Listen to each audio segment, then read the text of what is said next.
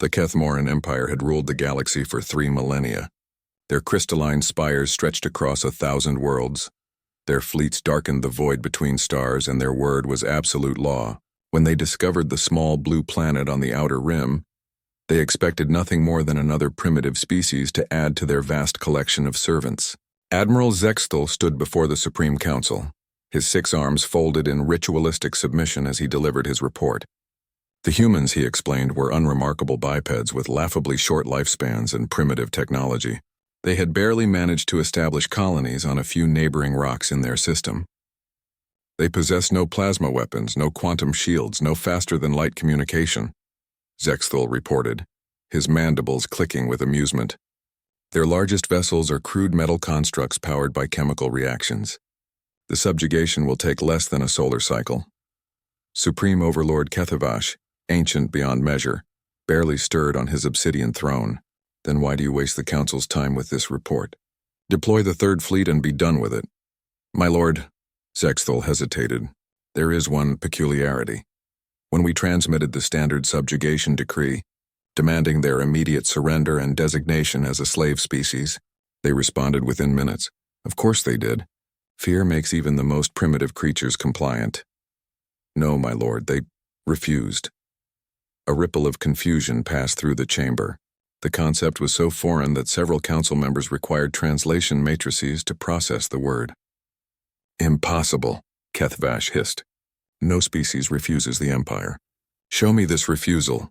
The holographic display activated, showing a human male with graying hair and steel blue eyes. He wore simple clothing and stood behind a wooden podium, a material so primitive that the Kethmoran scanners initially failed to identify it. To the self-proclaimed rulers of the galaxy, the human began, his voice steady and unflinching. I am Secretary General Chen of the United Earth Federation. We have received your demand for surrender. Our response is simple: go to hell. The council chamber erupted in shocked chitters and clicks.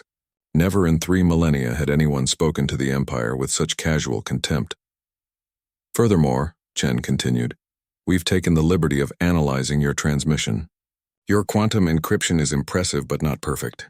We've traced your signal back to your home system. Consider this your only warning. Leave human space immediately or face the consequences. The transmission ended. Silence filled the chamber like a suffocating gas.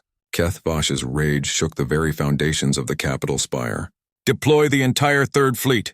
Reduce their world to ash. Make an example that will echo across the galaxy for another 3 millennia. But Admiral Zexthal was already receiving updates on his neural implant.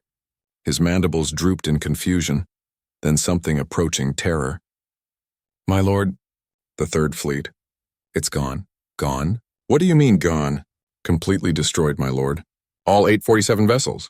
The engagement lasted 14 minutes. The Supreme Overlord rose from his throne for the first time in 2 centuries. 14 minutes? Against primitives with chemical rockets? More reports flooded in. The 5th Fleet, dispatched to investigate, found only debris and radiation signatures unlike anything in known physics. The 7th Fleet suffered the same fate, though this time the humans left a message. A single human vessel, impossibly small compared to Kethmoran dreadnoughts, materialized in the home system's outer reaches. It broadcast on all frequencies. This is Captain Sarah Reyes of the UEF Defiance. You were warned. Your fleets are scrap metal. Your choice now is simple.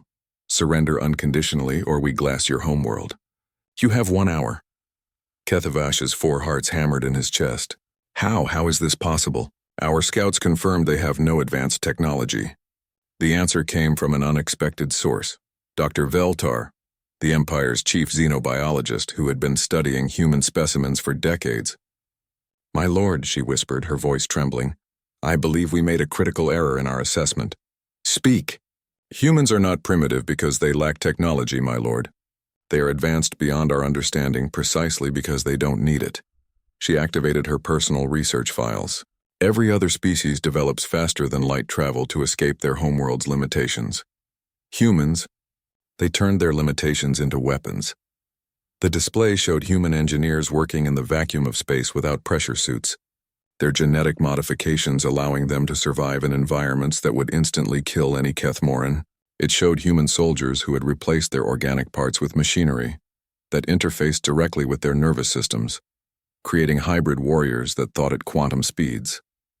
They didn't discover energy shields, my lord. They became energy shields.